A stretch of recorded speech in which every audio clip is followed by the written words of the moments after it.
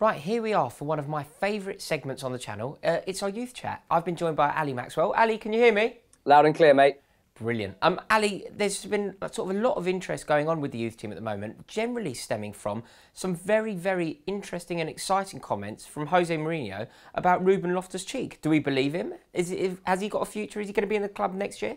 Yeah, so on Wednesday night after the West Ham game, which Loftus-Cheek was on the bench for, as he has been a couple of times recently, Mourinho focused on him and said, this kid will be a big surprise, and he'll, if we weren't already playing for the title, he would already be on the pitch. So that makes it sound like he thinks he's ready.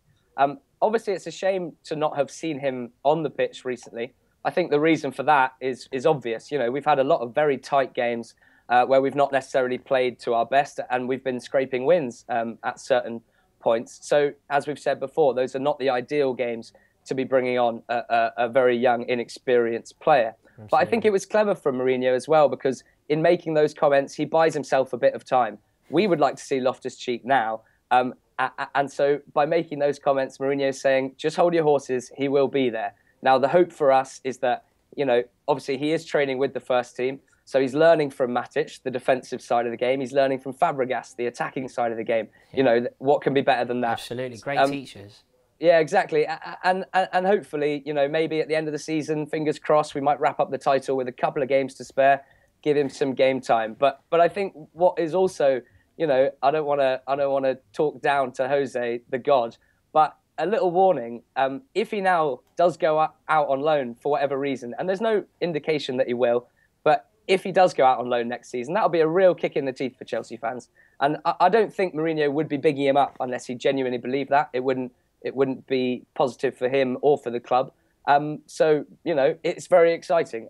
Very exciting. It's just what we need, I think, because I think that it's very important, isn't it, to have a youth presence, a person in the team who knows what the club is about and the sort of fibres and minerals of the club. With John Terry getting on, Loftus-Cheek's probably our best bet for this to continue in the same trend, isn't he?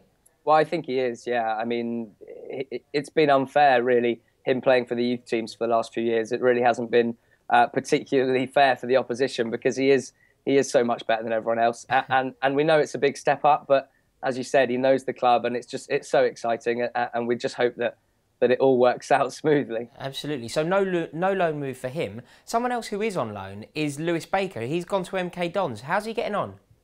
He's doing well. He's had quite a strange few months, because he was with us first half of the season, playing for the under-21 team, training a bit with the first team, a couple of bench appearances in the Capital One Cup. Then we sent him on loan to Sheffield Wednesday in January in the Championship. And he only made 4 appearances before we recalled him. He had a couple of starts and a couple off the bench. There weren't really any reasons given for his recall, but looking into it and talking to some Sheffield Wednesday fans, they were saying clearly a talented player, had some impact off the bench, but when he started, couldn't really impose himself, looked a bit lightweight. Now, these reviews are not particularly worrying for me. It's not surprising either, We've spoken already about the transition from playing with people in your age group and then moving up and playing against hardened veterans of the Football League. Absolutely. It's always going to be hard. Anyway, so we took him back, and then we moved him on to MK Dons, who are in the league below Sheffield Wednesday, which might seem less than ideal, but they're a very good team in that league, and they will expect to be promoted. They're in 3rd place at the moment. Okay. And he started in midweek, his first start against Chesterfield. They actually lost that game, but he scored the most wonderful goal. First time, right foot curler from about 25 yards, dipped into the top corner. And it's funny, because it's the type of goal we saw him score so many times for the youth teams, and just great to see him do that on a professional stage. The hope is now that he builds on that, uses that confidence to play his game, and hopefully be part of a promotion, because that would be just great experience for him. Absolutely. It sounds like it's nice that he's scoring goals, and we've seen him do that for our youth team. It sounds like from last night's performance that our youth team are actually missing him. We lost 2-0 to Tottenham, Ali. Do you hold out much hope for the return leg?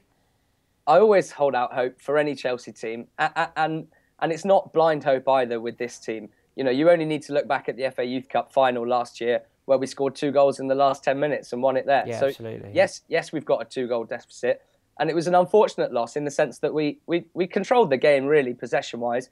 I'm not saying that we deserved to win. We created some chances, but actually with a front three of Izzy Brown, Dom Solanke, Tammy Abraham, those last two top scorers in the cup, I really was hoping they would provide a bit more. They didn't really click well last night. And at the back, it was a couple of errors and Spurs really made them pay. And that's the sign of a smart team. As I said, we're the top scoring youth team in the country. So if anyone can turn it around from 2 goals down, of course it's us. It was a disappointing night, but great experience for them playing live on TV. And in terms of the second leg, I think for me, all it takes a little bit more solidity, cut out the errors at the back.